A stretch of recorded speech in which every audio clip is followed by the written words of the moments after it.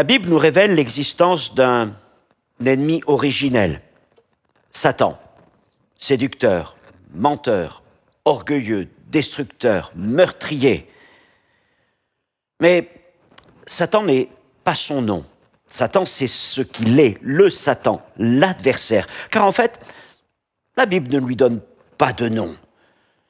Elle nous montre ce qu'il est et ce qu'il n'est pas. Car quelles que soient ses prétentions, il n'est certainement pas d'un principe éternel, d'une nature divine. Il n'est pas un Dieu face au grand Dieu. Non, la Bible nous présente Satan comme une créature déchue, dont la destinée est scellée irrémédiablement. Et la Bible nous montre aussi, et je dirais surtout, sa chute, ou plutôt ses chutes, car du ciel jusque dans les temps de feu, de la Genèse jusqu'à l'Apocalypse, Satan n'en finit pas de déchoir. Ésaïe avait annoncé cette chute, ces chutes, et décrit les principales étapes.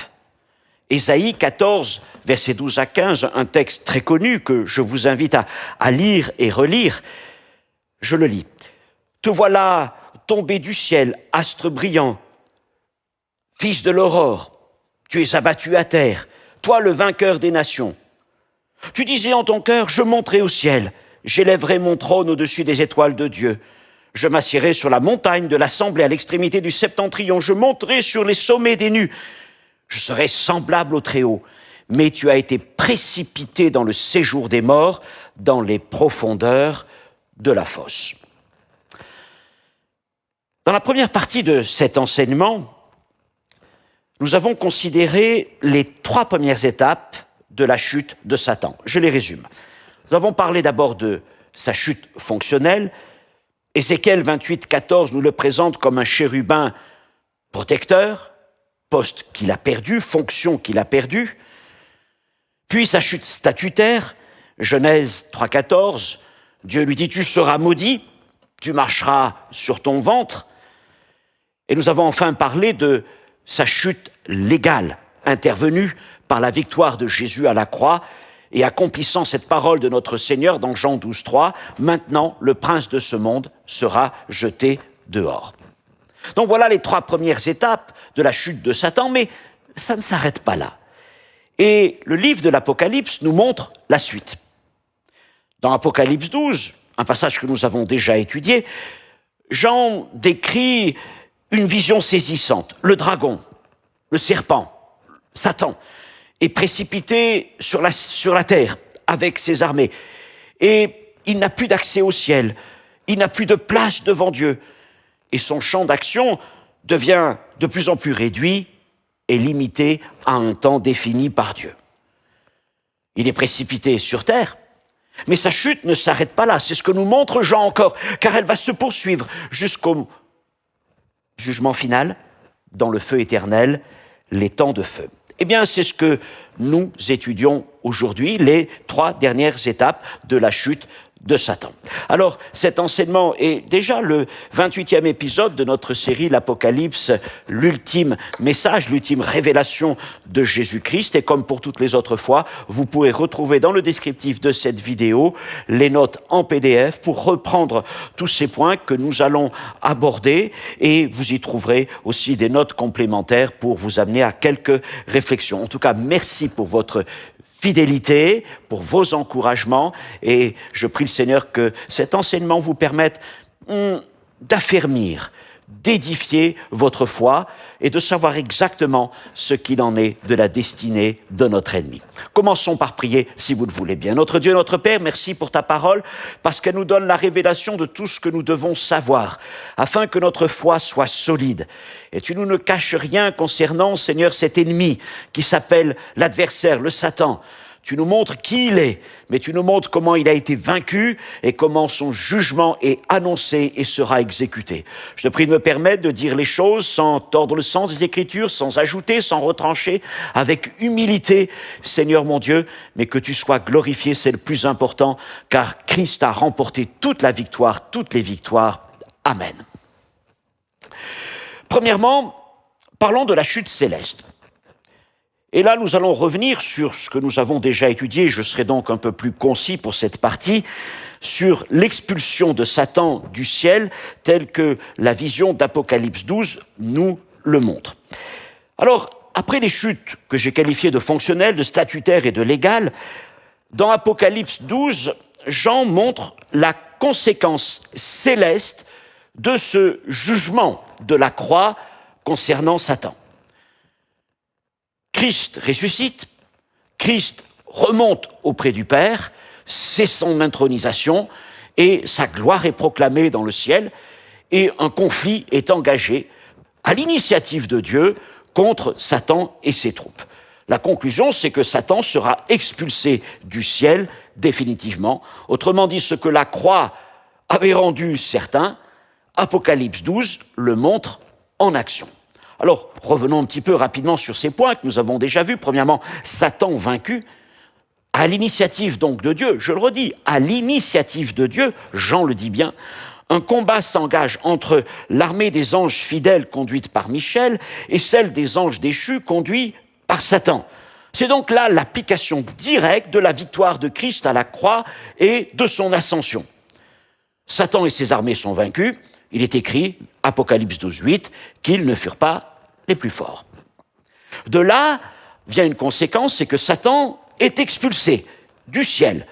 Verset 8 toujours, il ne fut plus trouvé de place pour eux dans le ciel. Donc Satan est expulsé du ciel et il y perd tout accès, plus de place pour eux. Le ciel est désormais purifié de sa présence. Vaincu, expulsé, puis précipité. Satan est non seulement expulsé des cieux, entraînant à sa suite toute son armée, Apocalypse 12:4, mais Jean ajoute qu'ils sont précipités sur terre, verset 9. Et il fut précipité, le grand dragon, le serpent ancien, appelé le diable et Satan, celui qui séduit toute la terre. Il fut précipité sur la terre et ses anges furent précipités avec lui. Nous l'avions vu, le verbe précipiter utilisé est très fort. C'est le verbe ekbalo en grec et qui est utilisé dans le Nouveau Testament lorsqu'il est question d'un démon qui est chassé. C'est donc un verbe de jugement. Et le ciel, en quelque sorte, expulse Satan d'un seul coup comme un vulgaire démon qui est chassé d'un homme. Satan vaincu, expulsé, précipité, Satan muselé. Verset 10 d'Apocalypse 12, toujours. L'accusateur de nos frères a été précipité. Satan est appelé l'accusateur. Et on le voit à l'œuvre dans ce rôle, dans l'Ancien Testament, notamment, rappelez-vous, lorsque devant Dieu, il va accuser Job, Job chapitre 1er, chapitre 2, ou alors lorsque, dans une vision du prophète Zacharie, Zacharie le voit en train d'accabler le grand prêtre Josué devant le trône de Dieu et en présence de l'ange de l'Éternel qui prend la défense du grand prêtre Josué. Donc Satan précipité des cieux, ça veut dire que sa voix ne peut plus s'y faire entendre. Et comme le texte le dit, il perd toute possibilité d'accuser les frères. Il perd toute possibilité de nuisance dans les cieux. Et c'est ce que j'avais dit la dernière fois comme conclusion du message, il n'y a plus d'accusateur des frères dans le ciel. Une précision importante. Alors, il m'a été remarqué que si Satan est expulsé du ciel en Apocalypse 12 suite à l'ascension de Christ, c'est la position que je défends, comment peut-il être question, notamment dans l'Épître aux Éphésiens, chapitre 6, verset 12, d'esprits méchants dans les lieux célestes? Alors, la réponse tient dans une distinction essentielle, et je remercie la personne de m'avoir poussé un peu à travailler davantage sur cette idée, parce que ça m'a permis de creuser les choses, découvrir encore davantage la parole de Dieu, pour constater que Jean et Paul, les deux apôtres, ne parlent pas forcément du même ciel. Dans le Nouveau Testament se trouve le mot « ouranos », qui désigne tant le ciel visible, celui qui nous entoure, l'atmosphère, mais aussi l'univers, la voûte céleste, etc. Mais dans l'Apocalypse, à de multiples reprises, Jean utilise le mot « ouranos » pour parler du ciel de la présence divine, le lieu du trône, du culte céleste, le lieu où se trouvent les vieillards, les myriades des anges, les êtres vivants. Je vous renvoie à Apocalypse chapitre 4 et 5. Et c'est de ce ciel-là que Satan est expulsé. Et de ce ciel-là, dans ce ciel-là, il n'a plus aucune place, aucune fonction, aucune voix devant Dieu. Quand Paul parle de cette vision, il fait référence à un homme, mais tout le monde est d'accord pour dire qu'il parle de lui dans 2 Corinthiens chapitre 12, lorsqu'il dit « un homme qui est allé jusqu'au 3e ciel ». Et là, il emploie le mot « ouranos », comme Jean, pour désigner ce lieu qu'il appelle ensuite même le paradis. Donc, il y a un lieu, si on peut l'appeler ainsi, qui est appelé le ciel de Dieu, l'ouranos. Mais dans d'autres endroits, comme dans les Éphésiens, Paul utilise un autre mot, epouranios, les deux sont liés, mais ils sont quand même différents, qui est traduit par lieu céleste. Alors c'est un mot que Jean n'utilise jamais dans ses écrits, sauf à un endroit, dans Jean 3,12, dans une circonstance particulière. Mais chez Paul, ce mot epouranios désigne en quelque sorte la sphère spirituelle. C'est un mot qu'il emploie beaucoup dans les Éphésiens. Je vous fais sur ce tableau une liste un peu de tous les endroits, des versets que nous connaissons bien. C'est le lieu où se déploient les bénédictions célestes, Éphésiens 1,3. Le lieu où Christ siège en gloire, verset 20. Le lieu où les croyants sont spirituellement placés en Christ, Éphésiens 2,6, ressuscités et assis ensemble en Christ dans les lieux célestes. C'est le lieu où les puissances spirituelles observent l'Église, Éphésiens 3,10. Le lieu où les puissances mauvaises opèrent encore, Éphésiens 6,12. Il y a donc l'ouranos et l'epouranios. L'ouranos indique un lieu, c'est le siège du trône de Dieu, de l'autorité divine. Et ce qui est intéressant, c'est que, bien sûr, c'est une image spirituelle, mais c'est un lieu vers lequel on doit monter. Par exemple, dans Apocalypse 4:1, monte ici, monte au ciel, est-il dit à Jean. Ou alors, dans cette vision où Paul monte, en quelque sorte, vers le ciel, vers le 3e ciel de Corinthiens 12. Et pour Agnos, le mot que Paul emploie et qui est dans les Éphésiens et qui est traduit par lieu céleste, lui évoque plutôt la dimension spirituelle. La dimension spirituelle. C'est-à-dire que c'est un espace, en fait, où nous sommes déjà présents en Jésus-Christ. Nous n'avons pas besoin d'y monter, parce que nous sommes déjà ressuscités et assis ensemble dans les lieux célestes en Christ. Parce que c'est le monde spirituel, c'est le domaine spirituel, mais ce n'est pas le lieu du trône de Dieu qui est, je dirais, au-delà de tout cela. Et c'est pour ça que l'on peut dire que Satan n'a plus accès à l'ouranos, le paradis, le ciel divin qui a été purifié après Apocalypse 12, mais il reste actif dans le monde spirituel, les lieux célestes, les pouranios, jusqu'au jour où, on va le voir un peu plus loin, il sera enfermé dans l'abîme. Quant aux dominations, aux autorités, aux princes de ce monde de ténèbres et esprits méchants, comme Paul l'écrit dans Éphésiens 6,12 notamment, eh bien, eux aussi, ils continuent d'agir dans ces lieux célestes, cette dimension spirituelle, mais qui n'est pas le lieu du trône de Dieu.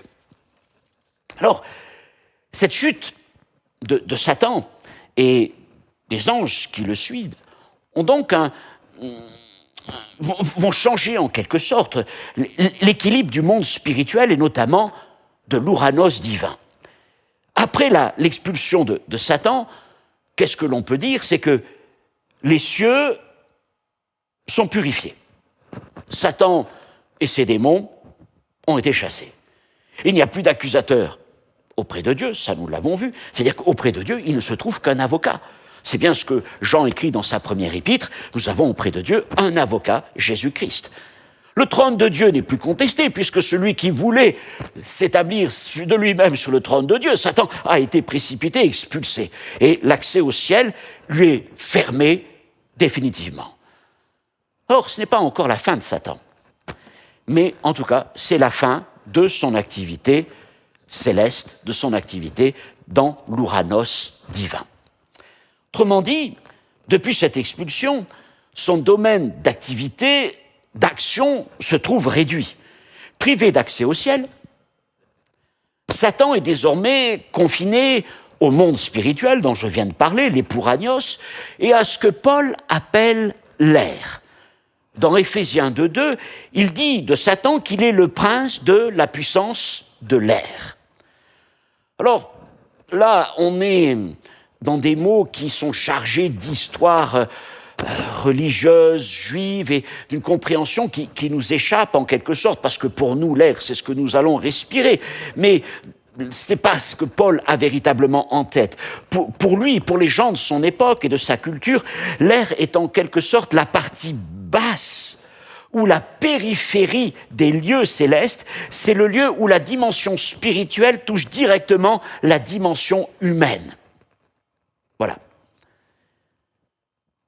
Quant à Satan, donc sans accès au niveau divin, eh bien il reste une puissance spirituelle, mais déclassée, rétrogradée, limitée, néanmoins toujours dangereuse et rusée.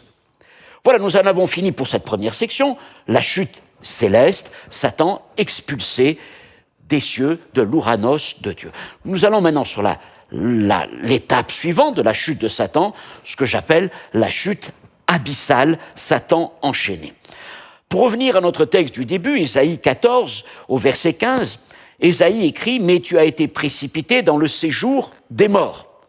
Donc, du ciel à la terre, de la terre, précipité dans le séjour des morts, dans les profondeurs de la fosse. Jean écrit plus loin dans le livre de l'Apocalypse, au chapitre 20, versets 1 à 3, « Puis je vis descendre du ciel un ange qui avait la clé de l'abîme et une grande chaîne dans la main. Il saisit le dragon, le serpent ancien, qui est le diable et Satan, et il le lia pour 1000 ans. Il le jeta dans l'abîme et ferma, et c'est là l'entrée. » Donc, après la chute vers la terre, Jean décrit cette nouvelle étape encore plus radicale. Satan est jeté dans l'abîme. Il n'est pas simplement précipité sur la terre, il est désormais neutralisé.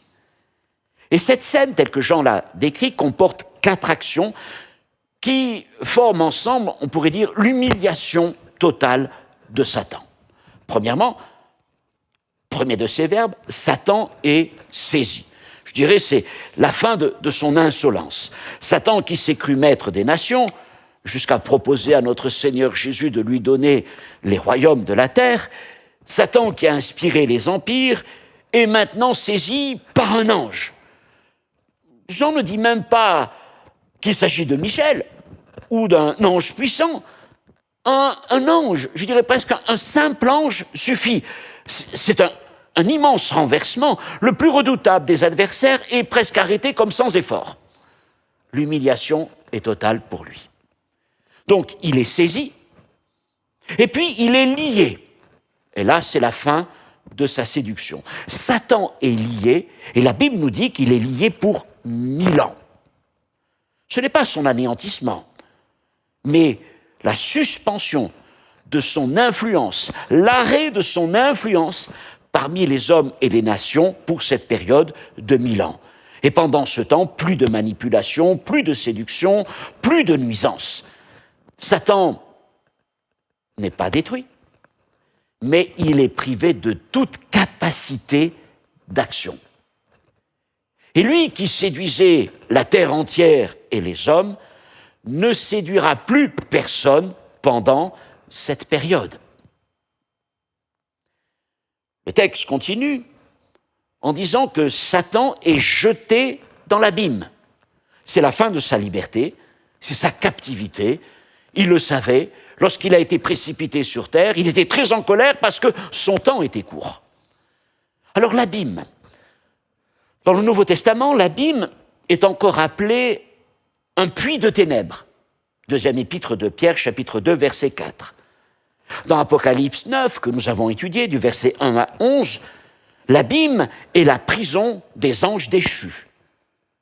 Dans Luc, chapitre 8, 31, c'est ce passage où Jésus arrive dans la terre des Géraséniens et là vient vers lui un possédé qui sort des sépulcres. Et vous savez, il y a ce discours entre lui et entre Jésus et les démons qui habitent cet homme possédé. Et ils disent, Jésus leur demande, quel est ton nom? Et il répond, Légion.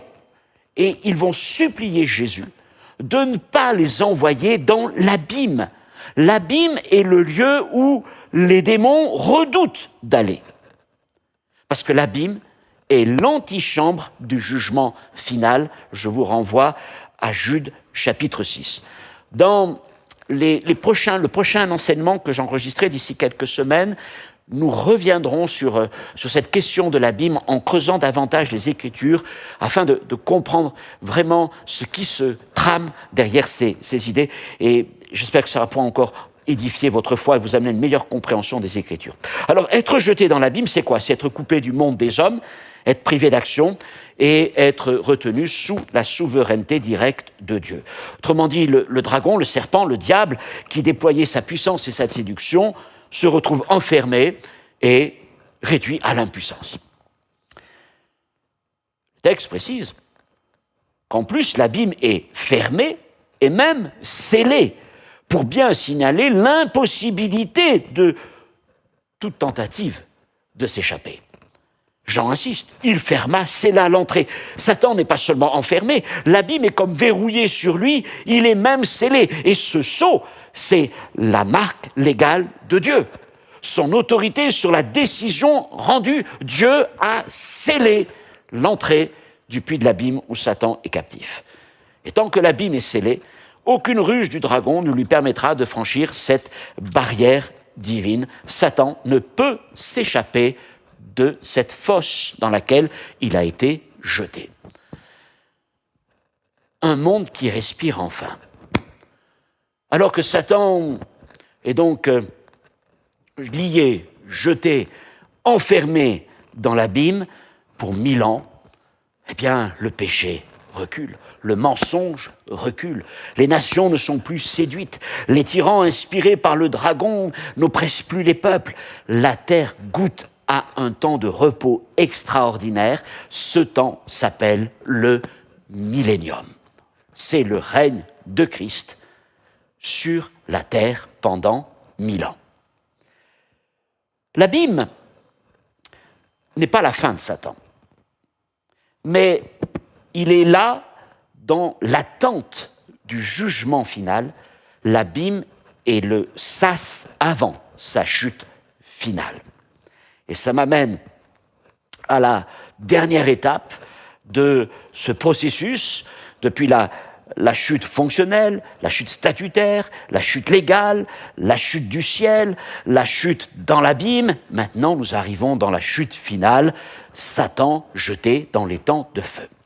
Alors cette dernière étape de la trajectoire du dragon n'est ni simplement une humiliation, ni même une limitation, c'est sa fin. Sa fin.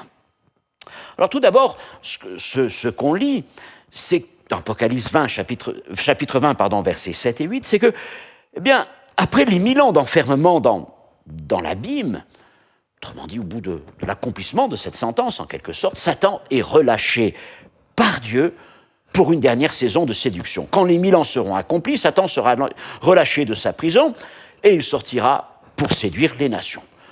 Et il montre ainsi que sa nature profonde, même après 1000 ans de captivité, n'a pas changé. Satan ne peut pas changer. Son fond demeure le même. Et une fois encore, mais ce sera la dernière, accompagné d'une armée, il s'en prend au peuple de Dieu et il cherche à investir le camp du Seigneur. Mais c'est alors à ce moment que Dieu intervient avec force. Et c'est le dernier acte. L'Écriture déclare d'une manière claire, Apocalypse chapitre 20, verset 10, « Et le diable, qui les séduisait, fut jeté dans l'étang de feu et de soufre, et ils seront tourmentés jour et nuit au siècle des siècles. Satan est jeté dans l'étang de feu, dans la géhenne. » Alors, juste une petite pause. J'espère que vous réalisez là qu'on est loin, très loin, avec ce que la Bible nous enseigne, de ces images religieuses complètement fausses, d'un Satan qui, en quelque sorte, et là, vous savez, avec sa fourche, en train de faire chauffer des grosses marmites dans lesquelles eh bien, des humains sont en train de bouillir. Non. Satan, dans la géhenne, dans les temps de feu, souffre. Satan est prisonnier. Satan est là dans l'incapacité de pouvoir s'en dégager lui-même. Il n'est pas là comme régnant sur ce monde. C'est Dieu qui règne sur toute chose. Et Satan est là en train de purger ce jugement éternel. Jésus le dit lui-même dans Matthieu 25, que l'enfer, la géhenne, a été créée pour Satan et pour ses démons. Ce lieu lui est réservé comme étant le lieu de son jugement. C'est avant tout le lieu du jugement de Satan et des anges, de tous les anges déchus et les démons qui ont suivi.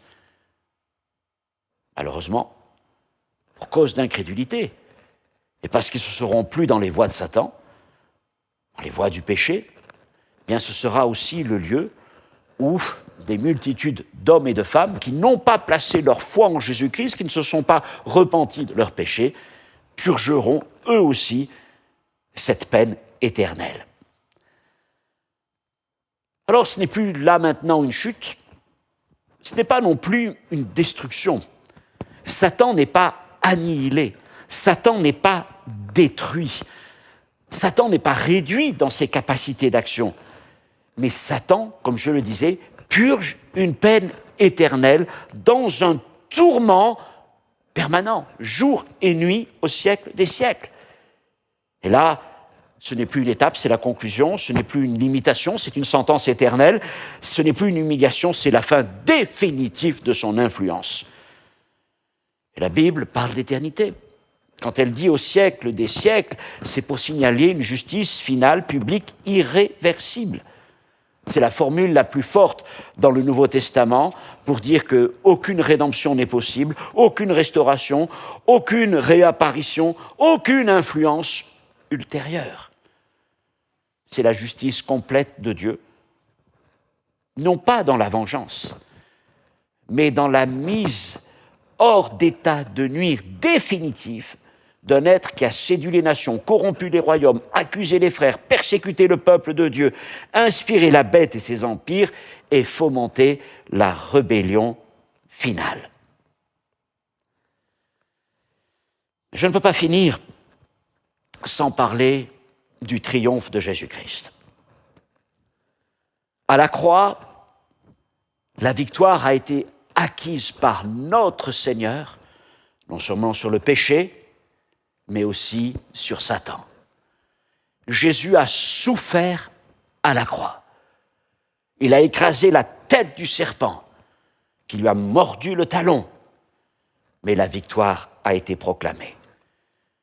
En Apocalypse 12, cette victoire a été appliquée dans les cieux et Satan a été expulsé. Et en Apocalypse 20, elle est consommée pour l'éternité, d'abord dans l'abîme, puis dans les temps de feu. Et les temps de feu est le sceau final sur les paroles de Jésus et des apôtres.